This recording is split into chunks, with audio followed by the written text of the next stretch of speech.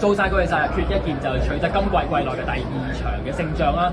其實佢跑完上一場之後都唞咗3個月喎。其實阿 Mark 又點樣同你解釋點解會唞咁耐咧？隻馬就 upset 咗啦，咁啊今次有翻個悠長假期，咁咪正常翻。咁當然練馬師功勞好犀利，騎師都係啊。隻馬其實係個 upset 程度係點樣？佢係咪即係唔係咁適應田草咧？上次喺沙田佢係好唔穩定嗰隻馬，可能佢唔慣開沙田。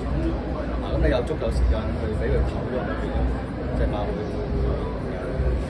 體力補充之增強好多。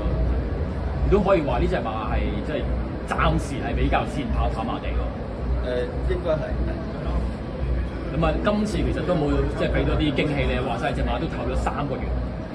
預計中嚟嘅。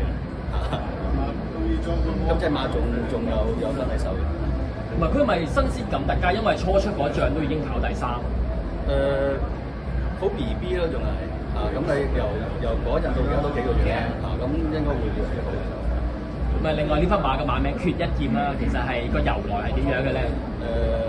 香港嗰2個冠軍啦，奧運冠軍，即係香港1個金牌好難㗎啦，即係我哋係出到2個金牌啊嘛，金牌攞嚟鼓勵大家即係香港人繼續努力就係咁樣。